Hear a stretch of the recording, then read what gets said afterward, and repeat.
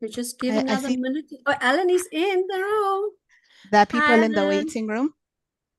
Right, there are quite a few people in the waiting room. If we could just give a minute just to allow them in. Yeah, told you. Myself and meeting or admitting as fast as we can. Right. In the meantime, hi, Alan. Hi, Jai. Just check. If you can come. Ah, there you are. All right. Checking. Check. Testing. Yeah, checking your audio. Yeah, hi. Good to see you again. Good to see you, sir. So everyone's audio is working, and Yep. Maureen will help me with the admission, and we can start. I'm going to add the recording if no one objects. And I'm recording to the cloud. Thank you. Leah, we are going to start the YouTube channel as well. Okay. Good evening, good afternoon. I don't think it's good morning. Ladies and gentlemen, fellow Toastmasters and guests, I'm Lorna Holtman, your host for this event, and I am the Division C Director for District 74. Let me put my camera on and hope that my internet is not unstable today. Thank you so much. Right. We are going to go straight into the business of the day, which is our panel discussion. And I am going to introduce the moderator for today, a remarkable individual who, for me, exemplifies resilience and mastering communication. He is none other than Jai Narayan, who is based in India and who's been a Toastmaster for over 13 years. He is a qualified architect, a graphic designer, who after going blind in his mid-30s, pivoted to become a self-leadership and presentation mastery trainer and a global speaker. With over 30 years of corporate experience across various industries, he brings unparalleled insights and empathy to his role. Jai is an esteemed member of Royal Premier Toastmasters Club in District 51, and he is also a member of Annual International Advanced Club Year in District 74. Please join me in welcoming Jai Narayan to the stage. Over to you, Jai. Thank you, DTM Lorna. And Toastmasters, including aspiring contestants. Now, this is a very rare opportunity indeed. The world #2 and #3 of the International Speech Contest, WCPS, or World Championship of Public Speaking, sharing the stage today, not as rivals, but as experienced champions to offer us insights into preparing for the upcoming speech contest. So, ladies and gentlemen, as you heard, since I'm blind, I shall ask my co-pilot sitting next to me to introduce my panelists today. Over to you, Sharp. Yes. Hello, everybody. You can hear me, but you can't see me because I'm using Jay's audio. Now, let me introduce the first panelist, who is Mas Mahathir. You may have seen him in the World Championship of Public Speaking 2025 and even 2022.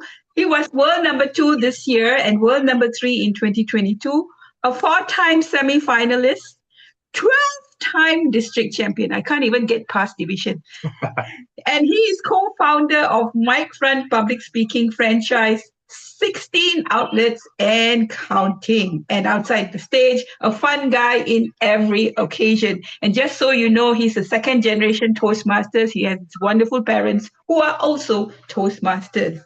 Next, we have Alan Ang, a corporate trainer and coach, 9+ years of experience in communication, productivity, and strategy, a Toastmaster since 2018, World Championship of Public Speaking this year, the 3rd place. Oh, wow, exciting it was to watch both of these guys. And he's from District 87. He's also a very esteemed leader in District 87. So, ladies and gentlemen, both communication and leadership, both of these people have it. Now, back to you, Jay. Thank you so much for the introduction. Of course, we are privileged to have both of you with us, champions. So we have a limited 1 hour window today, and so we'll dive right into the questions. Alan, if you can hear me clearly, my first question is to you.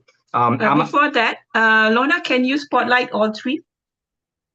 Oh, we haven't been spotlighted yet. All right. Tell me when it's done, Lorna.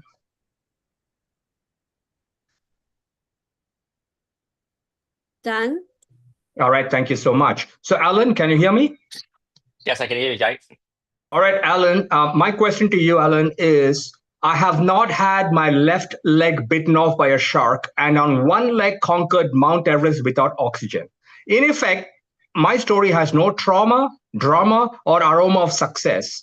Now, I believe that the story of my life is not worthy of a speech contest. What is your advice for so many contestants who feel that they don't have a contest-ready story? What would you tell them? I don't have it either. That's why I got married and I have kids. Truth to be told, I think all of us would experience something similar, which is we don't think too highly or too valuable of our own story. I can answer this in two aspects. Number one is that we all have to believe that there will only be one person like ourselves in this whole wide world. You can find another person who has been a Toastmasters for 10 years. You can find another person who is a husband and has 2 children, but you may not be able to match every single of your life experience with the other person. So in another way, we are all unique by ourselves. That is a very important mindset to have. Do not discount yourself before attempting anything. Number one. Number two, for me, personally, I enjoy more stories that are very simple, down to earth, but you can extract a lot of lesson from it rather than needing someone to have traumatic experience and all those. We empathize for it, but it's not necessarily needed in all of those. So inspiration can be drawn from even everyday life. And I think that is where the true test of a public speaking skill comes in. How do you turn something ordinary into something that is inspirational and of value? So these are the two things, two thought process that I think it's crucial for us to have first before thinking about going further deep down into speech crafting. Wonderful. That's so beautifully put, Alan. How to turn something ordinary into something inspirational for a speech contest. I think a lot of you people can take away some tips from that. Mas, you can hear me, right? Now, Alan touched upon life stories. Mas, I would like to ask you about story mining. Where do you find inspiration for your stories? In effect, what tips could you offer people on where they could source their stories from? Specifically, where can they look into? Or what can they look into? Question. Thank you so much, Jai. And I think this would be very beneficial for everybody because just like what Alan mentioned, right? All of us, we have our stories. We have our own experiences. Now, the thing is, sometimes those stories get buried.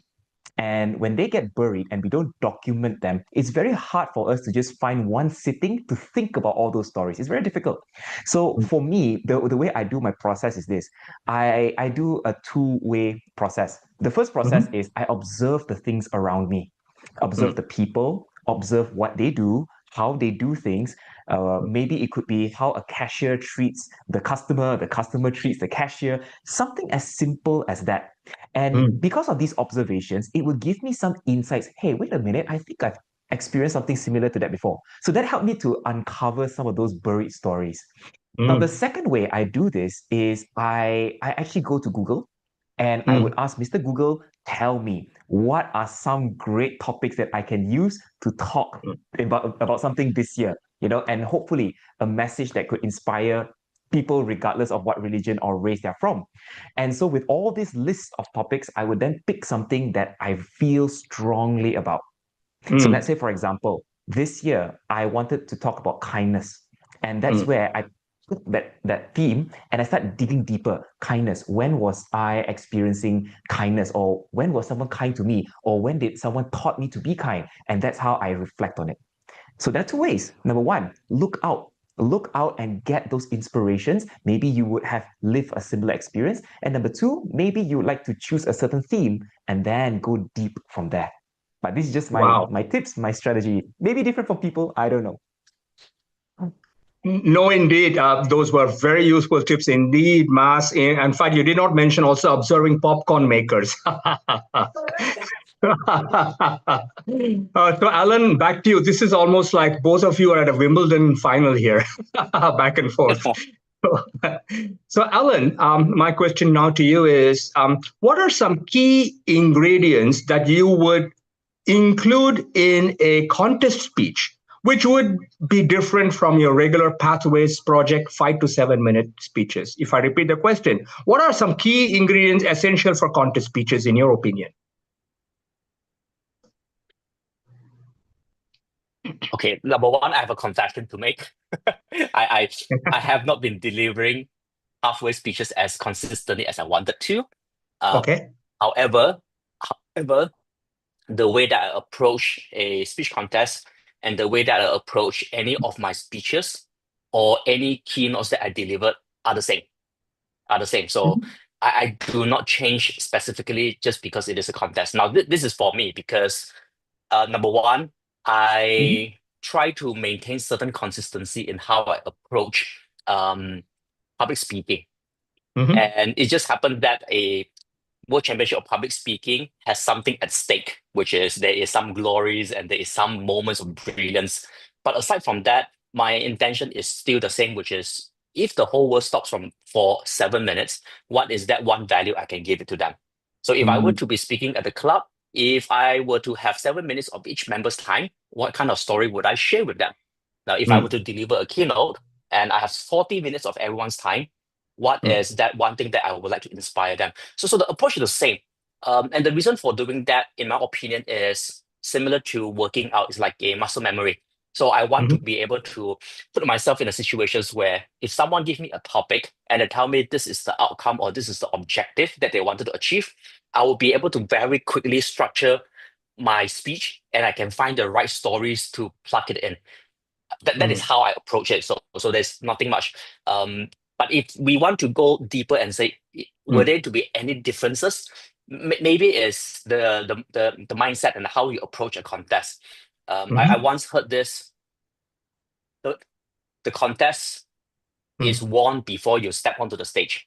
So whoever is able to calm down first, would be able to perform better. So it is also a test of will and also a test of your resilience or your ability to calm yourself down. So I think those are the things that are not so much spoken about of a speech contest outside of just about crafting the speech. Yeah. Wonderful. The contest is won even before you step onto the stage. For you two champions, it was also won after you stepped off the stage. So well done on that. Mas, if I'll go back to you here now. And this is a question that even I have been asked many times, Mas, and I really like to pick your brains on this. Is humor a very essential, a component of an international speech contest? Now, what if my speech did indeed have drama, trauma, and a potentially life-changing message in it, but very little humor? Would I still stand a chance to go right up to the top and possibly win? In your opinion, Mas? Thank you so much. I have to make a confession. I am not funny person at all. In fact, really? I struggle to make people laugh without feeling awkward. Yeah, so that's my weakness. In fact, when I was competing in my early years, there were a few people who competed with me and they will always say this to me: oh, there is one way to beat Mas Mahathir, humor, because he's not that good at humor. And really, he won because of that. And I have to admit, humor is still my weakest area, and I'm still trying to find ways to improve on that. But being said, this question is really intriguing because do you really need humor to go all the way to the top, right? Yep. My answer to this is not necessary. Not necessarily. And to give you a good perspective, let's go back to 2020. The world number 2 in 2020 was Linda Marie Miller. And if you watch her speech, which is on YouTube, by the way, completely no humor. It was a serious topic from start to finish, we were all engrossed.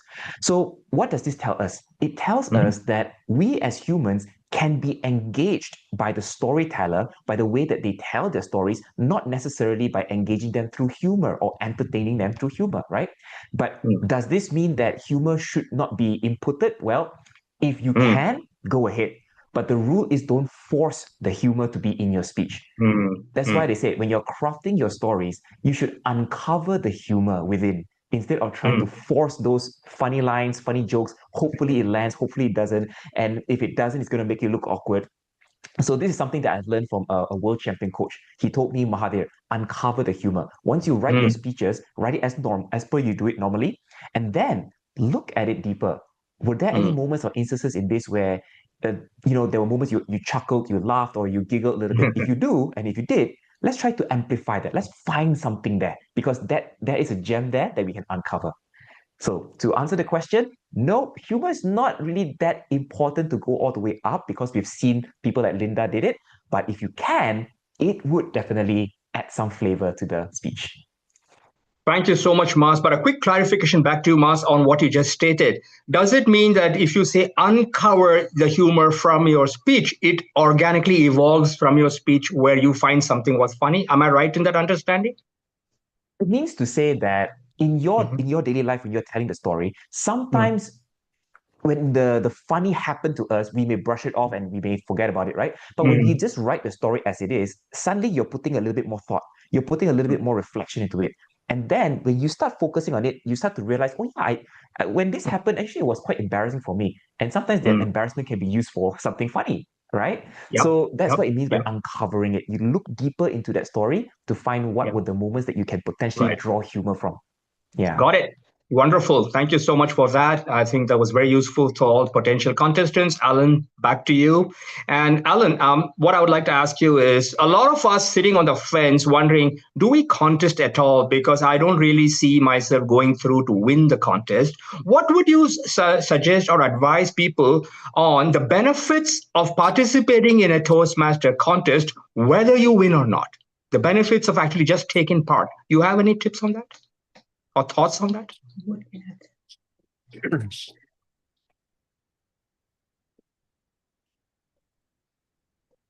Yeah, Alan? Yep. In fact, both of you can answer that, a few points from either Mas and you, and then I'll come back to Mas. Okay. First thing is,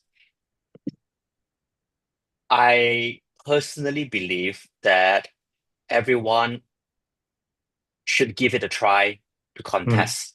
Now, I'm thinking it took me a long time to come up to the answer. I'm not someone who likes to give advice saying that you must do this or you must do that. I mean, as how we learn from Toastmasters as well. But contest is probably one of those few things that I strongly encourage every Toastmasters to do. Now, when we deliver a speech at our club, the stake may not be as high, or the perceived stake may not be as high. So the amount of work that we take to prepare for it might be just 50, 60, 70%. But the moment you commit to joining a contest, you will try to give your best. I always have this idea that if you join one speech contest, the thought or the effort in refining the speech over and over again, getting feedback, improving it, that one speech itself would probably equal to all the lessons that you've learned from delivering 5 to 6 different speeches at the club level. So in terms of leveling up, in terms of really understanding our strength as a speaker or our area of growth as a speaker, going to the contest puts us in that position to excel and to be better. So that's number one. Yep. Number two, if anyone is on the fence right now, I have a mentee who asked me the same question as well. He said, Alan, I'm not sure should I join or not. And I said, it is not up to you to decide. Let the judge decide. So the judge will decide whether you should continue to contest. Your job as a member of Toastmasters is to fulfill the promise of personal growth and hoping people see you as a source of inspiration. So join the contest first. Let the judge decide whether you move on to the next stage. So that's my take on it. Very interesting and intriguing take on it, Alan. Wow. Let the judge decide whether we will proceed with the contest. For you, you're just all about personal growth. Wonderful. I love that. So, Mas, would you like to add a few lines on that? On, what the benefit of contesting? Sure. And I think what Alan said was spot on because Mhm. you'll never actually know how much you can grow until you put Yeah. yourself in a contest setting. Because the contest is the one that really pushes you to think differently, to write differently, to practice relentlessly. And because of the amount of time you spend in a contest speech, you will definitely see an exponential growth. For example, in 2016, when I first joined Toastmasters, I did a series of speeches, but I didn't see myself improving after every speech. I was in the legacy program, so we had the CC1, CC2, and all that, right? And Yep. after CC6, when I get to qualify for the international speech contest, I look back, I didn't see that much of an improvement. But when I competed in my first international speech contest, I saw a difference from club to area, and in just that short amount of time. So that's what contesting can do for you. You will see a different side of you. Wow.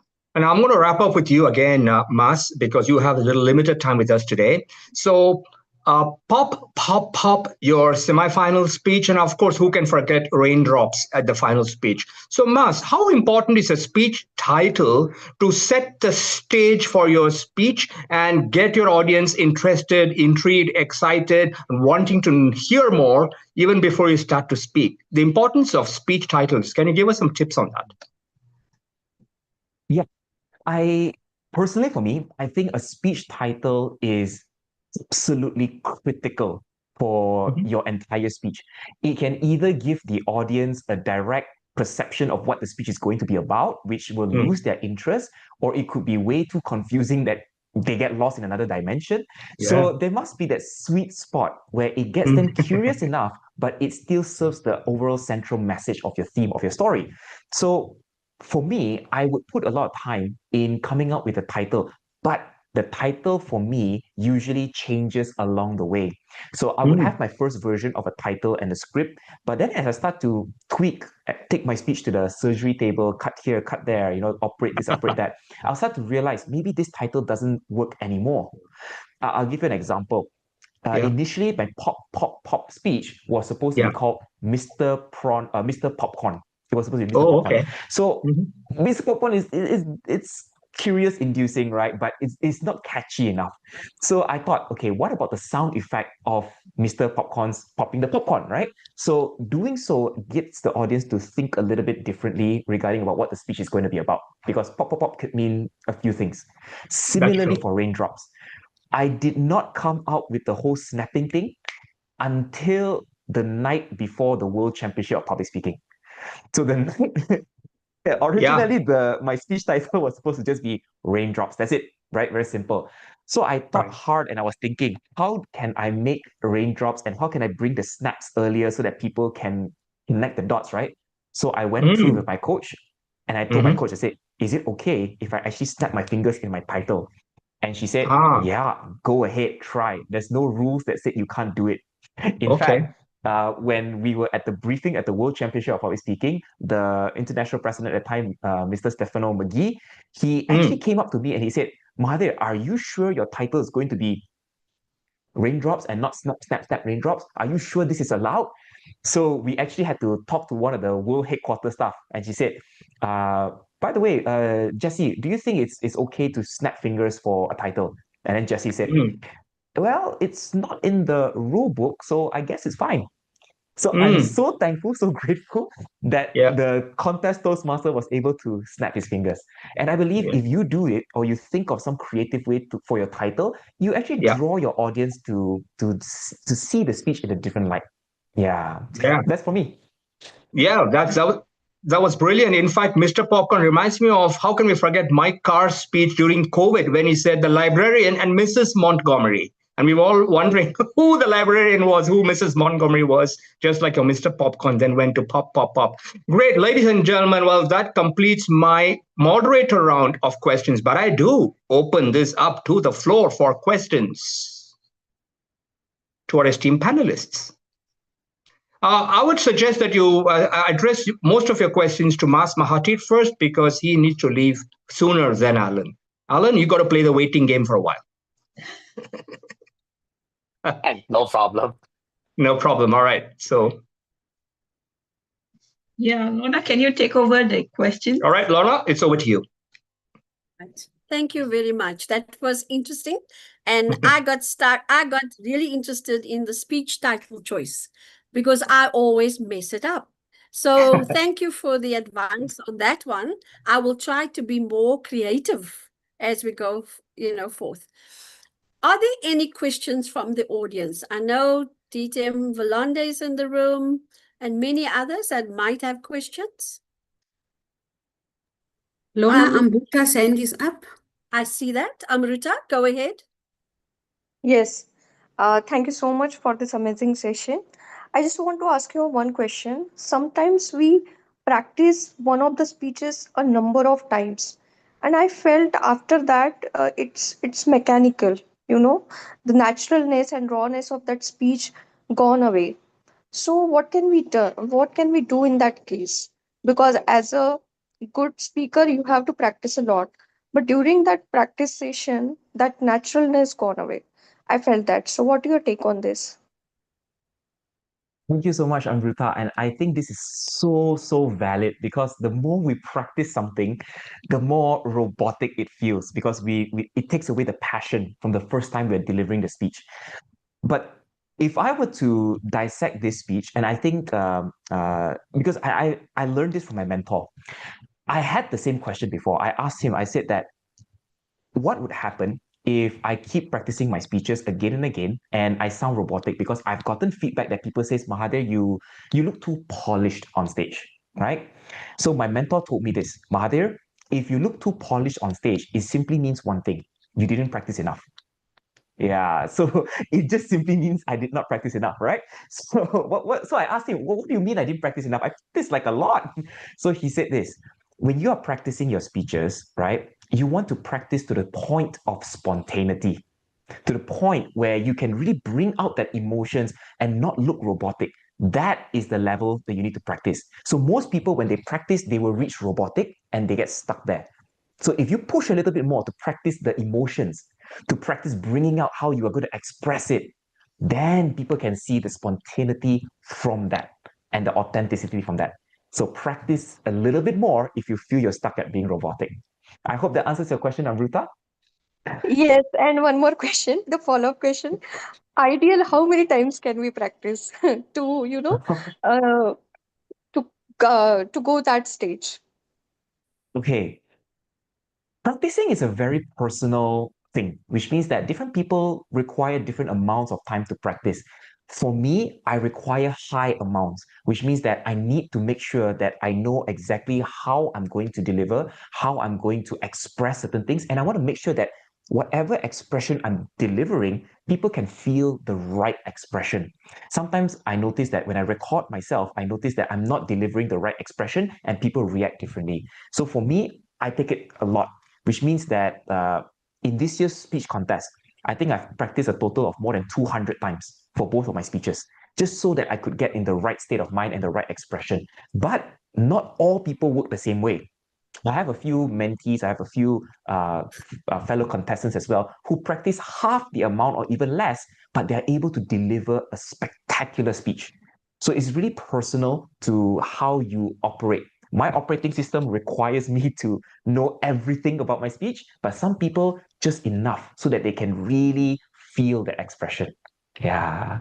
So yeah, that's just for me. Yeah, Amrita. Yes, Thanks for thank you asking. so much. Amrita, I'm going to add, sorry, Amrita, I'm going to add one line to what Mas has just shared with us. And Amrita, that is practice not to be delivery perfect, but practice so you don't forget the important parts of your speech.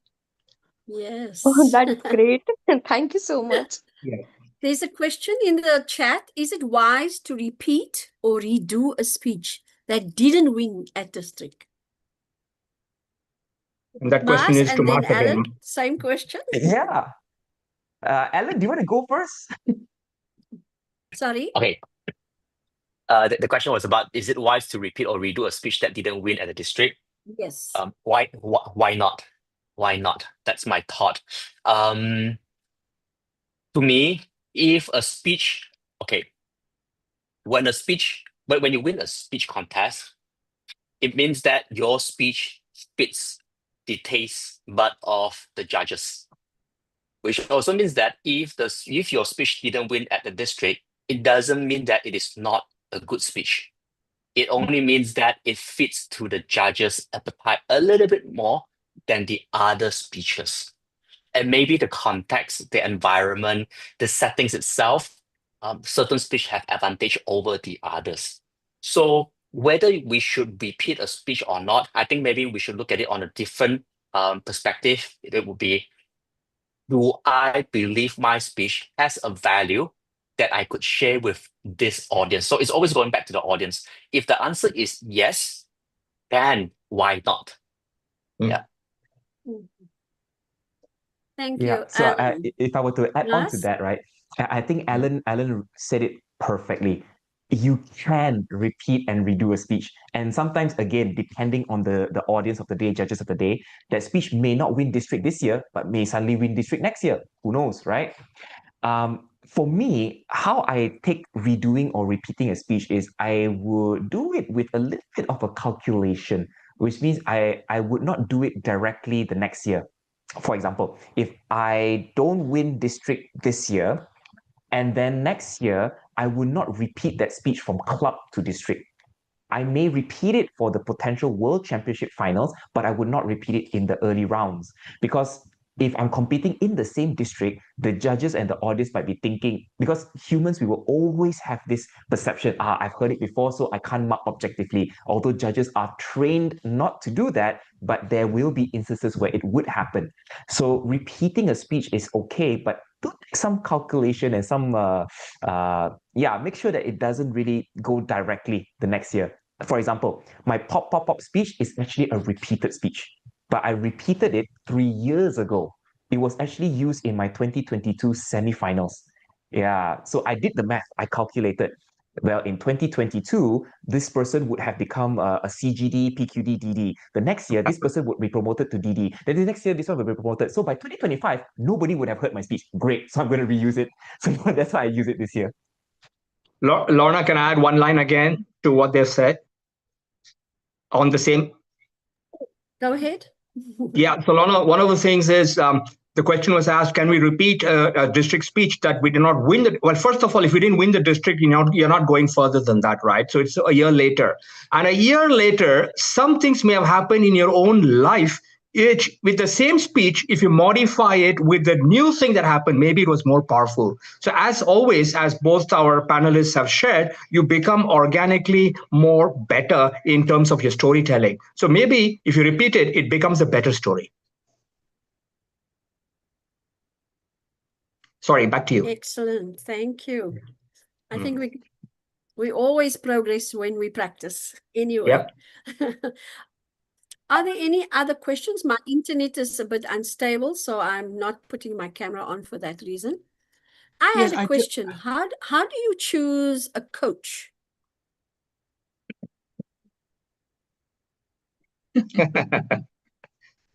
You put them on a spot there now. Mas, you go ahead first, Mas. Thank you, Alan. Okay, so how do I choose a coach? All right, I have a certain process when it comes to choosing a coach. Okay, I'm going to be very honest with you. I've actually engaged with a number of coaches before. If I'm not mistaken, I think 5 or 6 world champion coaches, but not in the same year. Not in the same year. It was throughout my contesting journey. And all of these 5 to 6 coaches that I've engaged, I noticed that there are strengths that these coaches have that would fit the need that I need right now. So there are some coaches where the style of their coaching did not match what I was requiring, what I needed. So I did not further engage with them, but I learned something from them. They're all amazing coaches, amazing individuals. But at that point in time, it didn't work for me. So for me, when I choose a coach, I'm looking for 2 things. Number 1, I want someone to help me bounce ideas so that I could see how my story could flourish into a better version of where it is right now. And so this coach will just sit down with me. We will ask he or she will ask questions, and we'll just get to know a little bit deeper about my stories so I can find something. But right after that, I have a second coach.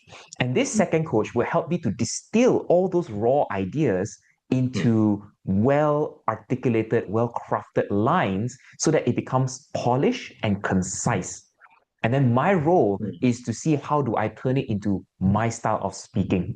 So when I choose a coach, I look for these two: idea generation, and also how do I make it more distilled and more concise. Yeah, that's just for me. Alan?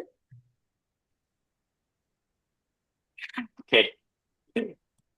Let me see how I should answer this. Okay, number one. Okay. I find it hard to answer this question is because I don't have a coach. Wow. So I don't have a coach, but not because I don't want to, but because I think I have to bring the responsibility back to myself. If I were to choose a coach, there are certain criteria that I'm looking into. Number one is I definitely want to have someone who is brutally honest. So which means that I don't want any sandwich method. I don't want anything that is about how good you are or how great you've done. I want someone who can come in here and immediately pinpoint my weak point and tell me exactly what I am not good at. That's number one. But number two, which is more importantly, is it's like a matchmaking. You need to find someone who you can fully trust as well. When I said that the responsibility on me is because I have not watched a lot of the past contests over the last 7-8 years. I left competing after 2017, so I have not watched any speeches after then. So for me to go in there and look for someone who I don't know, I find it's unfair to them and it's unfair to myself as well.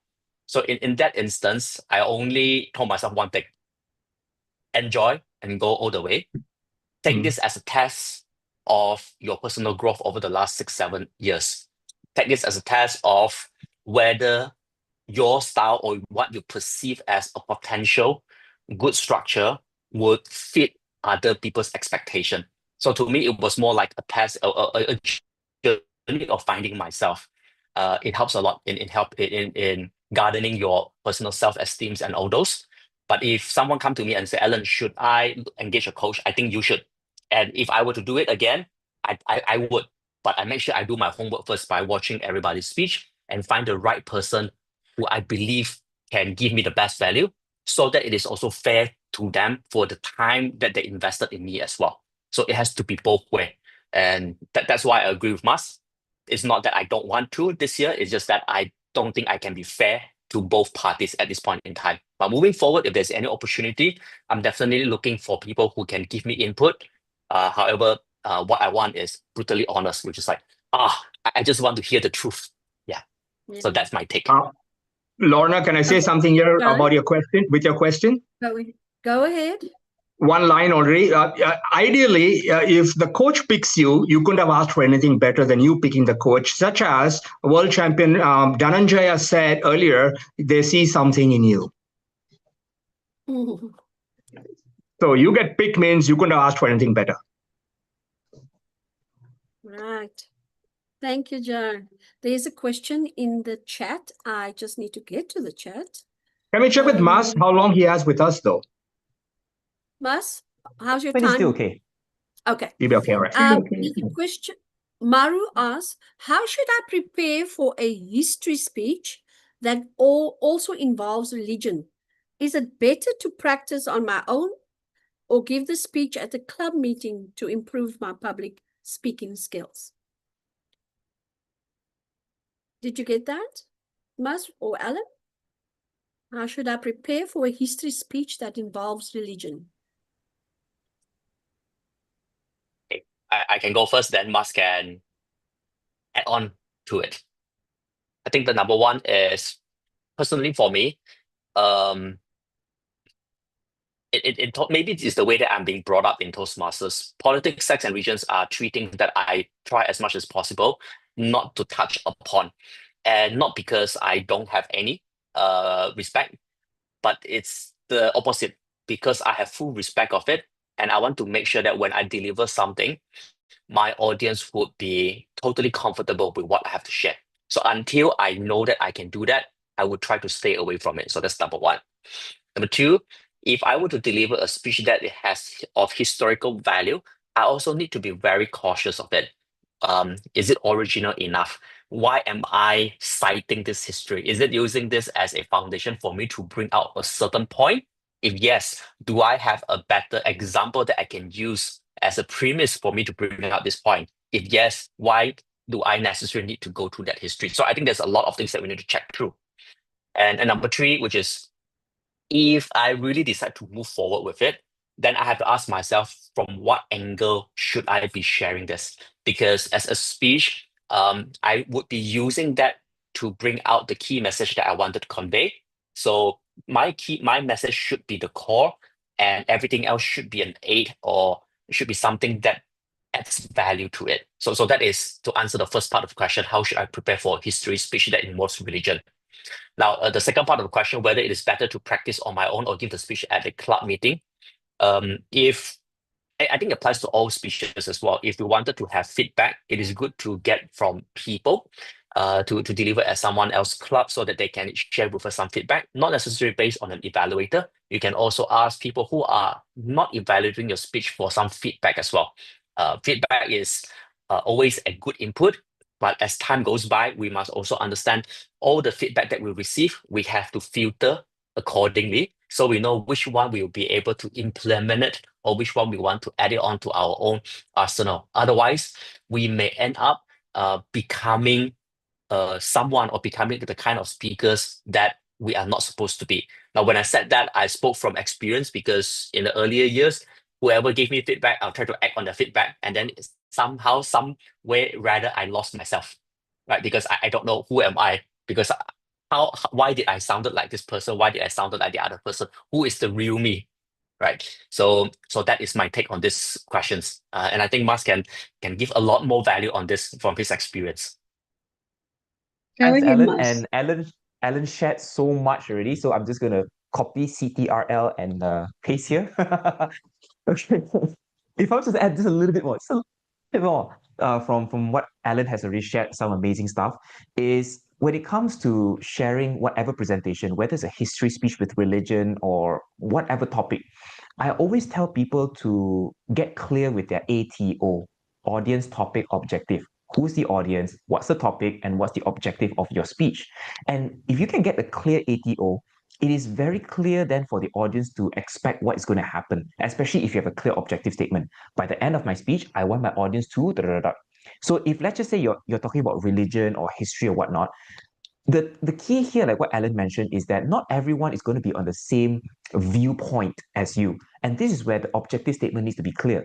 Do you want your audience to just understand, to know, to be aware of the history and the religion behind it, maybe some fun topics around it? Or are you trying to preach certain things?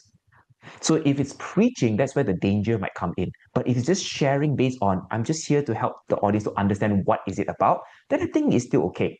But this brings on to my second point, which is when you are on stage giving this practice in a Toastmaster setting, please let them know your ATO. Be upfront with them, especially for sensitive topics like this. For example, guys, I'm actually going to do this presentation about history and there might be religion involved.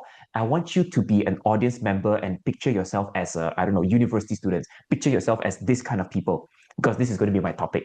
And then you go on. That way you preempt your audience to be almost like your real audience when you're giving it at the actual presentation date.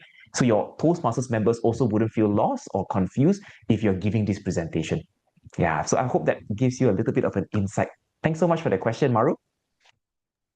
Lorna, Thank you while very you much. mentioned ATO, brilliant technique, may I also remind all aspiring contestants, since we're speaking about preparing for speech contests, that the judges will be part of the audience and the judge could lean in any direction regarding politics, religion, or the three-letter word ending in X. So be very careful that you are not going to rub somebody the wrong way or upset feelings because they are judging you. So ideally, I would stay away from these topics. Okay, so this next question, there are two more. How do you ensure you convey the right emotions for your speech? We touched on it a little bit earlier, Mas. Can you expand a little bit more? And then we'll go back to Alan.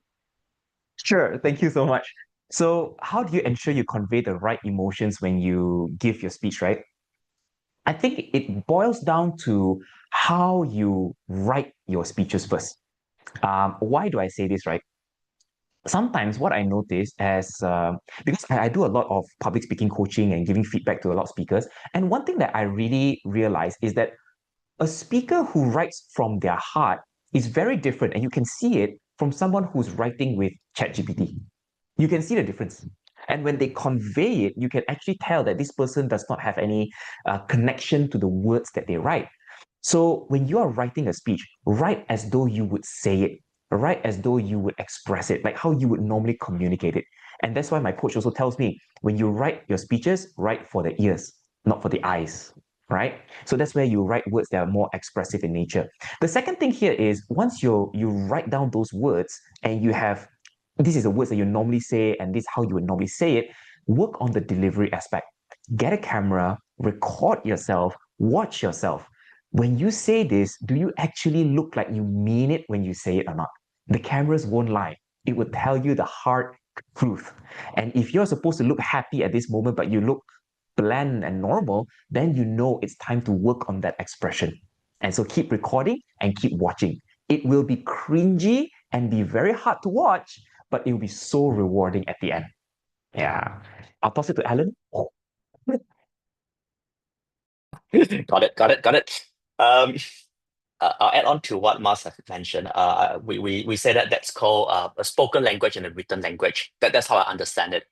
The way that we write and the way that we speak, language should be slightly different. I'm not an English teacher by any chance. In fact, English is one of my worst language subject that I have. So I like to keep things very, very simple. Before I start writing my speech, I usually would spend a lot of my time thinking about what I want to convey. So if I were to put in a percentage, right, from having the first thought of, oh, I want to deliver a speech until I finally craft the whole speech, right, 50-60% of the time are all in thinking. So what do I mean by thinking? I'll be thinking about, this is the part of my life that I want to talk about. I won't even rush to write it down yet. I would replay the scene in my mind. This was what happened. This was the people that come across in my life. For example, I want to talk about being part of a panelist in division, like in today's setting. So maybe 2 years down the road, I'll be reflecting or replaying that scene. This was what Jai asked during the panelist. This was how Mas react during that time. This was the question that was being asked. The more I replay it, the more I will have a feeling for it. Then I know exactly what emotions am I feeling. Was I excited at that point in time? Was I sad? Was I looking forward to it? What exactly was I feeling? So if I'm able to replay it and I can accurately pinpoint the feeling that I have, when I start writing, it becomes more natural. So that's the first one. Now, after I'm done writing it, I actually use voice memo and I would just read my script as if how I would deliver it. I'll just read it. And then when I'm driving or when I am sitting down waiting for someone, right, I will just play and listen back to myself. Now, why do I want to listen back? It's because I'm asking myself, do I have integrity with this story? Am I telling something as it is? Or I am trying to beautify it so that it sounds a little bit more inspirational. So I do ask myself, am I being honest with what I wanted to share? Okay, so the integrity. So a lot of thinking process, writing, then testing for the integrity of it.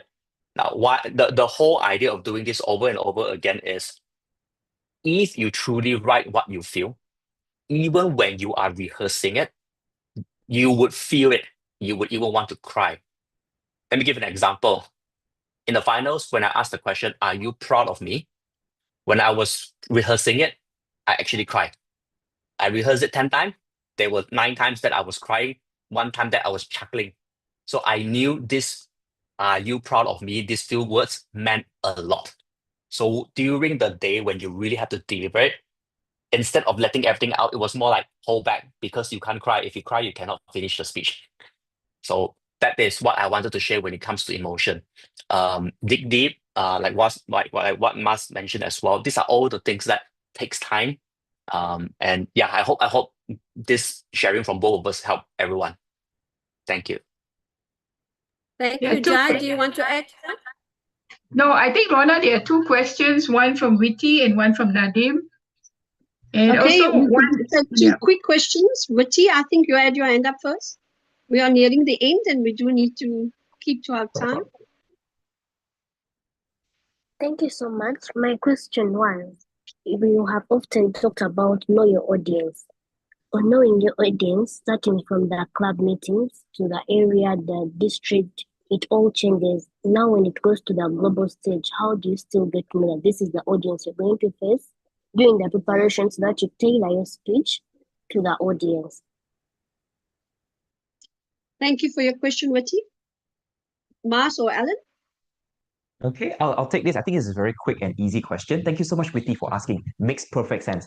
As you go up the levels of the contest, the audience will be different because in a club level, you know them very well, they know you very well. So certain humor, certain jokes, certain things will land strongly. But you start to realize in the area level, it may not work the same. You may start to realize in the district level, it doesn't work at all. So the key thing is when I'm writing my speeches, I try to write it for a global audience from the club level. From the very first level, I want to make it global, which means that people can still understand it. There will still be some minor local jokes here and there, but overall, the message, overall, the story, overall, the relatability has to be something that the world can easily understand. Yeah. And to make sure that I get this right, I will seek out a coach. And this coach will come from a different part of the world, and they will tell me, "Oh, Mahathir, this line I don't quite understand what it means. This word, what does it mean for your country, and what does it mean for our country?" And then we'll find the sweet balance to make sure that the international audience can understand. It can be as simple as using kilograms versus pounds, high school versus secondary school. As simple as that can make a difference. Okay, Mas, Thank you. Could we ask I'll add on to Alan that. quickly? Okay. So first question I ask myself is, who are my audience? When I say who are my audience, it's not who they are only. I ask about like what are their age, what are the demographics, what would they be interested with, what would they be sensitive about. So that's the number one question. Who are my audience? Number two, why my speech matters to them. So why would they want to listen to me for 7 minutes? What's in it for them, not for me, for them. Number three is what pain are they in right now, or what challenges are they going through right now in their life. So if you know the challenges that someone faces, then there is a reason for them to listen to you, because it could be something that can help them at this moment right now, or it could resonate with them because they have been through that. Every one of us has our own set of challenges, whether we are 1-year-old baby or whether we are 80 years old person. We always have a different set of challenges at different point of our life. What is it that they are facing through right now that we could share something that can shed lights onto them? So these are three things: who they are, why my speech matters to them, and what is the pain and challenge that they're going through right now. Thank you. Well, thank you, Alan. May I ask Nadim to give us the last question? Unfortunately, our time is nearing its end. Thank you so much, Lorna, and thanks everybody. My question is about writing. Okay, we all talk about writing your speech.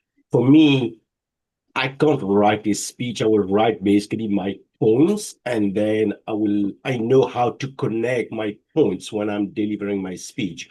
If I listen to you guys talking about writing, if a human being can speak 120 words in a minute, so that means, okay, I have to write like 600 words for 5 minutes. So should I be writing 600 words, or what is your strategy about writing your speech? Okay, thank you so much, Nadim. I think this is a really, really good question and a very important question as well. Personally, for me, again, it is a very personal choice. I would like to write my speeches and I would like to go through line by line. And the reason why I do this is because I am not giving this speech one time. I am duplicating this speech, which means I'm giving it at the club, the area, the division, and beyond. And in order for me to get the same impact and the same effect of the speech, you have to get your written statements and written sentences out so you can amplify it you can modify it, and you can even retain what works. So that's why writing a speech is absolutely critical, at least for me, so that I know how to duplicate that effect as I keep going up the contest round. Yeah. Thank you so much for that, Mars. We've reached the end of our Q&A moderation panel. Jai, would you like to say something? Yeah. Yes, just a few lines. First to Nadeem, just add one line to say, Nadeem, only what is written can be edited. Okay, so please just bear that in mind, and it'll help you in future. Lorna, I think we have come to the end of this highly well informative panel discussion. I first of all thank my champion panelists for their valuable time and invaluable insights. I think it's helped everybody here. So Lorna, I think we need to take some pictures. I'm not sure if that's the case. I'll hand it back to you. Thank you, Leah. Could I ask you to share the screen with the certificate for Mars? Mars, the certificate of appreciation for your time spent with us despite feeling a little bit under the weather. And I'm hoping Leah can share the certificate for me. I've had a bit of problem with my computer. Leah, are you there? She's not responding. Leah?